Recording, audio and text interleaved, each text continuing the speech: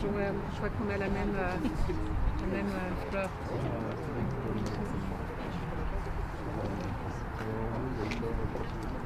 Bonjour monsieur. Voilà. Bonjour. Vous allez bien? Très bien, vous-même. Bonjour. D'accord. Bonjour monsieur. Monsieur Perral, principal adjoint du collège de Saint-Alain. Très bien.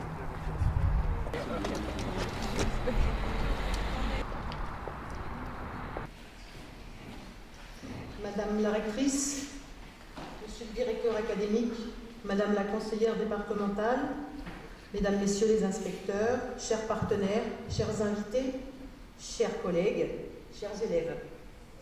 Je suis particulièrement heureuse de vous accueillir au Collège Georges Brassens de Taverny à l'occasion de la cérémonie du centenaire de la Grande Guerre. Je ne vous cache pas que nous sommes aussi très intimidés. Les élèves de Charmes et ceux de la 6e 2 de l'an passé vont vous présenter un projet citoyen qui, en plus de son mérite artistique, a celui de mettre à l'honneur tous les niveaux de classe, de la 6e à la 3e. Je me souviens que c'est en cours d'EMC, avec notre professeur d'histoire-géographie, que nous avons commencé le projet et l'enquête sur la Première Guerre mondiale. Je me souviens que Karine et Frédéric sont venus au collège plusieurs fois pour nous parler du projet, du musée de mots et des musiciens pendant la Grande Guerre. Ils nous ont joué beaucoup de morceaux de cette période. Nous avons pu comprendre que cette époque était difficile à vivre, mais que la musique apportait de la joie et de l'espoir.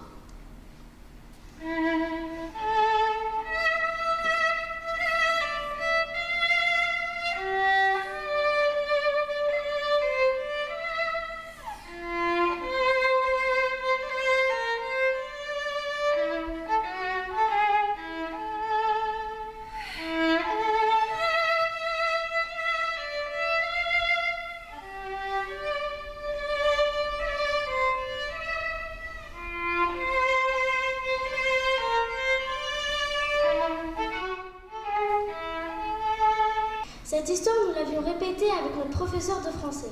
Transformer le travail de chacun d'entre nous en un travail de groupe a été une vraie performance. Ensuite, Karine et Diana ont répondu à nos questions sur le métier de musicienne. Après avoir été reporters, sondeurs, raconteurs, chanteurs, acteurs, musiciens, nous étions maintenant intervieweurs. Je me souviens du film d'animation Adama que nous avons pu voir grâce au dispositif Collège au cinéma. Le film raconte l'histoire d'Adama, un jeune garçon qui part d'Afrique pour retrouver son frère, soldat engagé pendant la Grande Guerre. Dans le film, on entend la chanson de Crohn que nous avons appris. Dans la salle de cinéma, dans le bus, dans les couloirs du collège, nous nous sommes mis à fredonner cette chanson qui restera gravée dans notre mémoire, comme l'ensemble de ce projet, comme tous ces soldats, musiciens, instruments et animaux qui ont participé à la Grande Guerre et qui reposent désormais dans une terre en paix.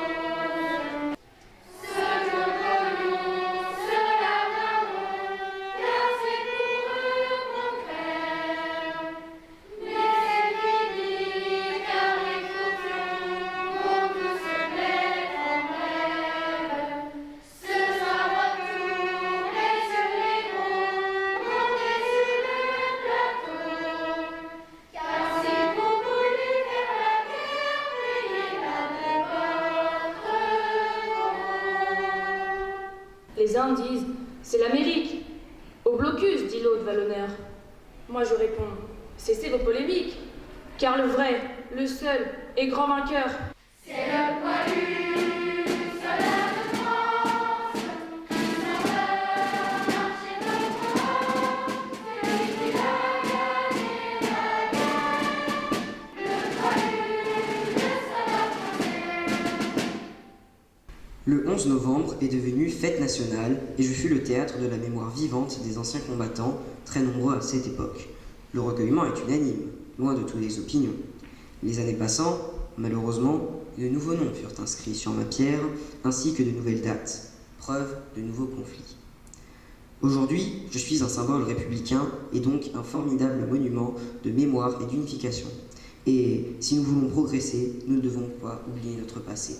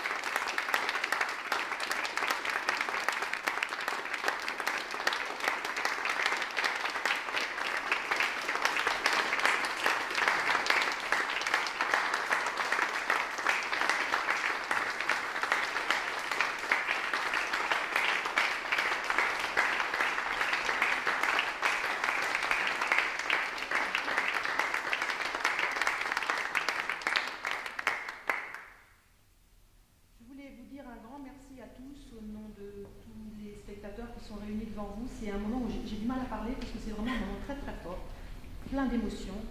Et je voulais céder la parole à Madame la rectrice qui souhaitait vous dire quelques mots. Moi aussi, je suis assez émue. Merci beaucoup. Émue parce que c'est mon premier déplacement avec les élèves. Et donc je vous remercie du cadeau que vous venez nous faire. Et puis émue aussi parce que ma petite fille est en cham et j'aimerais beaucoup qu'elle chante avec vous aujourd'hui.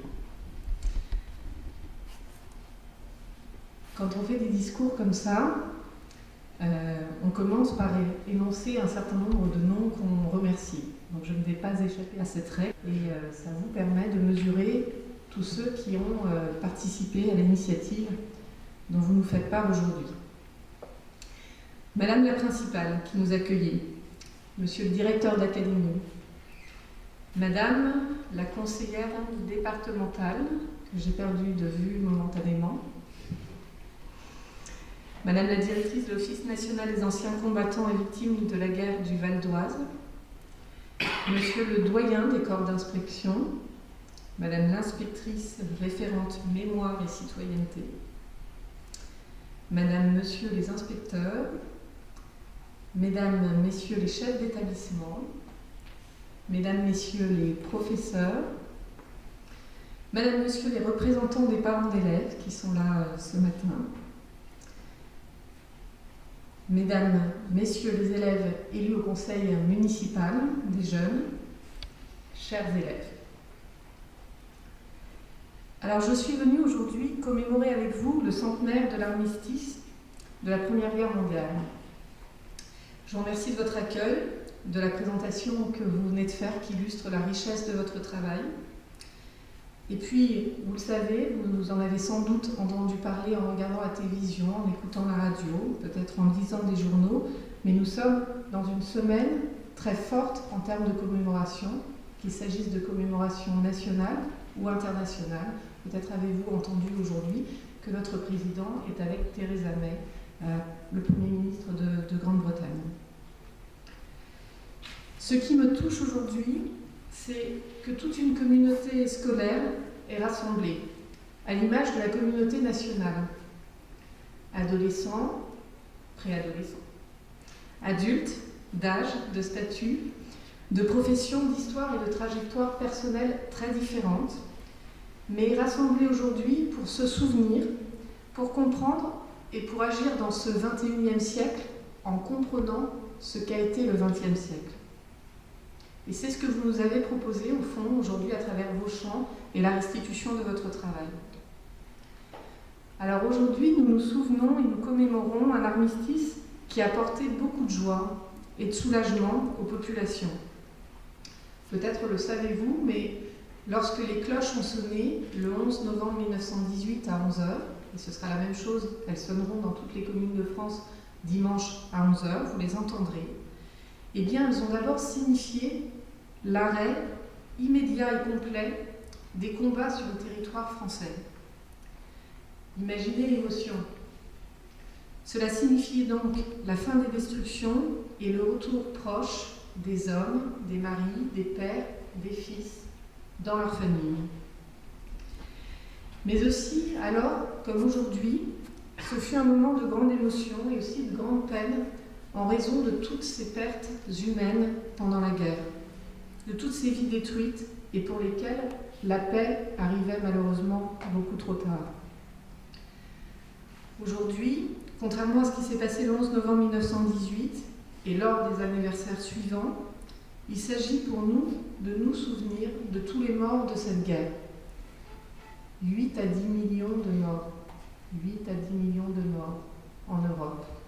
C'est l'équivalent de toute la population d'Île-de-France, les enfants et les personnes âgées comprises.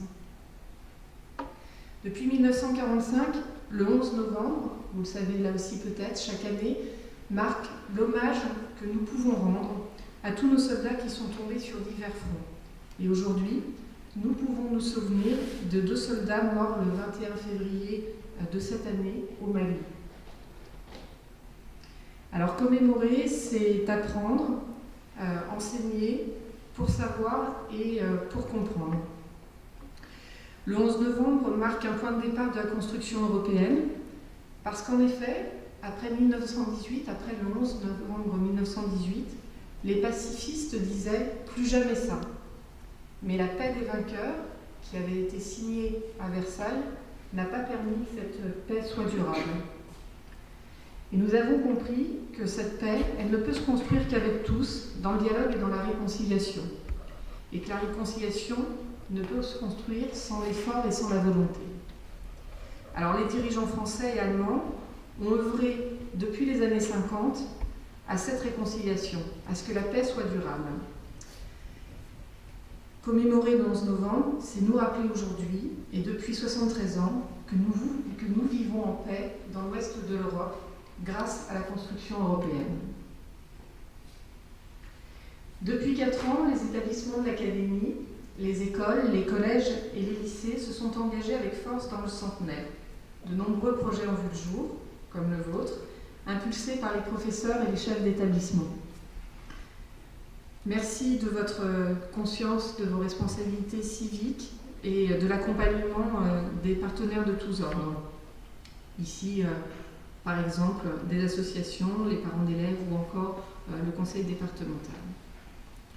Vous avez fait des recherches dans les fonds d'archives, des rencontres, des voyages, et ils ont conduit les élèves à montrer des expositions et des spectacles à laquelle vous avez pu convier les familles. Commémorer fait appel à une mémoire nationale sensible, et enseigner la commémoration suppose la mise au jour de zones d'ombre et de processus complexes qui sont peu perceptibles par les témoins du temps dans lequel ils vivent. Alors au travers des cérémonies qui sont engagées depuis plus de 4 ans, et grâce à l'immense effort de la communauté éducative, de vos professeurs, nos élèves ont appris à conjuguer la commémoration et la compréhension. Et c'est ce que vous venez de nous démontrer ce matin. Ce travail de réflexion historique, porté par l'école, il est essentiel parce qu'il véhicule des connaissances et des valeurs. Et c'est pourquoi je me tourne vers vous, chers élèves, pour souligner le travail que vous avez fait d'historien, le travail de devoir de mémoire et d'histoire, et vous dire que par votre travail d'historien, à votre mesure, vous avez fait un acte de civisme et d'humanité. Je voudrais finir ce propos par vous citer doucement, parce qu'il faut comprendre et entendre chaque mot, quelques mots d'un historien qui s'appelle Antoine Pro, à la fin de son ouvrage qui s'appelle 12 leçons pour l'histoire, et qui, je crois, traduit ce que vous avez fait dans vos travaux. Parce que l'homme est un être historique, parce que son historicité est constitutive de sa personne, il ne peut se construire lui-même sans un travail d'histoire. L'histoire est travail pour humaniser l'humanité en chacun et en tous. Travail sans cesse recommencé et sans cesse nécessaire, mais travail sans lequel cette réalité fragile et émouvante que sont les hommes en société est guettée par la barbarie, toujours possible.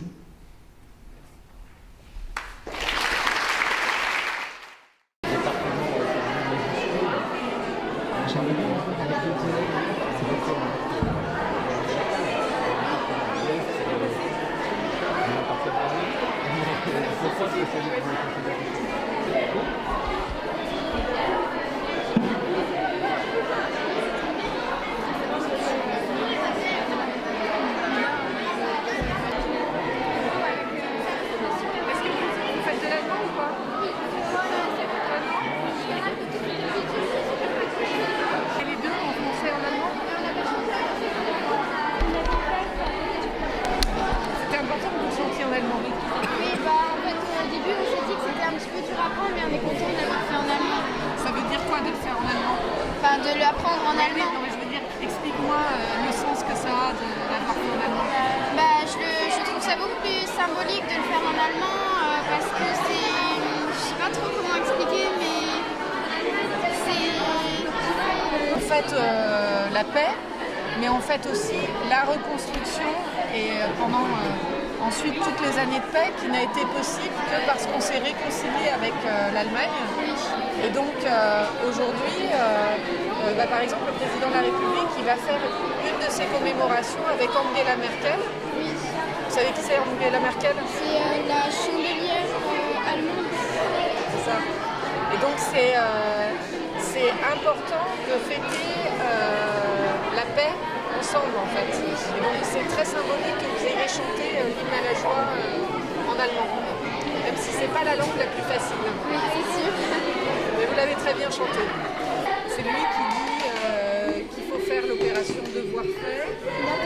C'est lui qui dit à tel endroit il faut qu'on mette des moyens supplémentaires. C'est lui qui dit on va faire tel programme en histoire. Voilà. Et puis au lycée, c'est lui qui organise tout et qui décide quand est-ce qu'on va passer le bac, tout ça. Enfin, voilà. Tout ce qui concerne, en fait, c'est le ministre qui s'appelle Jean-Michel Blanquer qui le décide. Anne-Marie Chris, vous êtes attendue? Oui, je vais faire une autre commémoration. Et voilà, vraiment merci beaucoup et merci vraiment beaucoup. C'était un premier très beau déplacement, parce que premier déplacement avec des élèves et puis en plus vraiment je vais raconter ça à ma fille et voilà, elle va me dire qu'elle aurait aimé venir avec moi. Merci.